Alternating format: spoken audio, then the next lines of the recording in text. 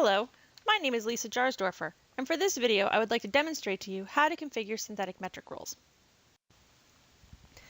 Complex synthetic metric rules were added in TSOM 11.3.01, and users can create new synthetic metric rules for any synthetic application that is configured in their console.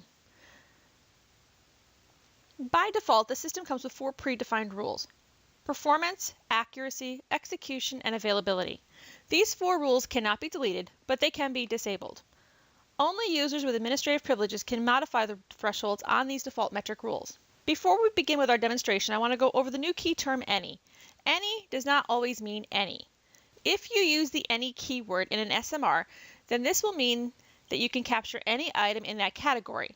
However, if your SMR is configured to report after a consecutive number of times, then we will only report an incident if the threshold breach occurred on a unique application, execution plan, transaction, and location. Now let's start the demonstration. You will first want to open your TrueSight presentation console and click the configuration menu and locate the synthetic metric rules option. When you bring up this page, you will see a list of synthetic metric rules. The first 4 rules on this page are our out-of-the-box rules.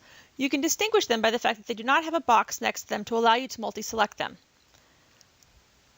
Let's create a new synthetic metric rule. To do this, you will click the 3 dots next to the title Synthetic Metric Rule and choose the option to create a new rule. In the General Settings section, you can give your rule a name and choose for the rule to be active or inactive. The next section is the Violation Frequency section. If you were familiar with how rules were defined in older versions of TS Synthetic or the Application Management KM, then you remember the concept of creating an event if it fails n times in a series. We have expanded on that in the new synthetic metric rules. You can now define how many times you want to see a failure over a number of runs. For instance, I might want an event to occur if my execution plan fails 3 times out of 5 runs. To set that up, I would put a 3 in the impacted execution cycles and a 5 in the total execution cycles. You can still set up consecutive failures as well. For instance, say I want this rule to create an event if the execution plan fails 3 times in a row. For that scenario, I will set the impacted execution cycles to 3 and the total execution cycles to 3 as well. In the next section, you will define what application, execution plan, and which transaction will be affected by this rule.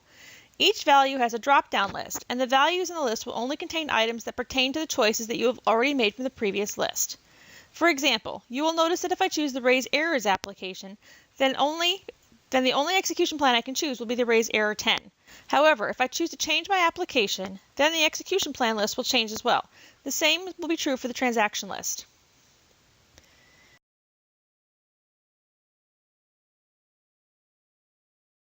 In the Metrics and Thresholds section, you can define your metrics. From the drop-down box, you can pick from the default metrics of availability, accuracy, execution, and performance. If you selected a transaction in the previous section, then you might also see timers listed here. You can select everything or just a few items.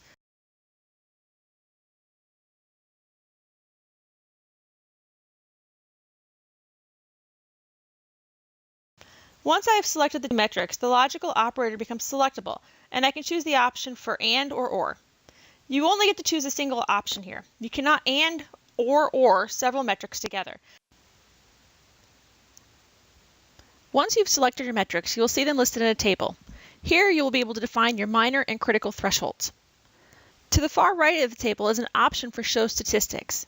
If your execution plans have been running, then by clicking on this button, you will be able to see the statistics that have been gathered so far in the system.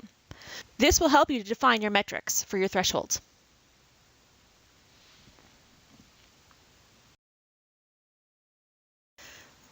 In the Locations section, you can now select if you want to create an event if this SMR fails on any location, or if you select the drop-down, you'll see that you can now have several options to choose from. If you choose the options for custom percentage, then you can enter a custom number. And if you choose the option for specific locations, then you can choose the locations that you want the SMR to use.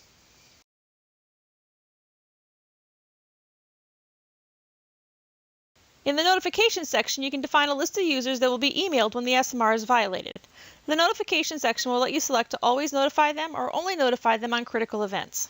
You can also add notification notes to the email and the event that may give some special instructions on how to handle this event. Now let's go back to our 4 predefined metric rules.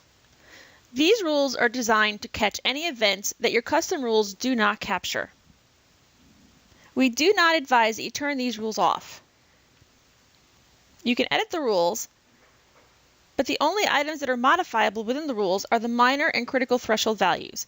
Nothing else is editable within these rules.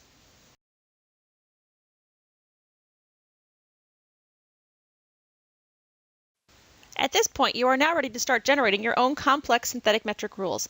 Thank you for watching this video.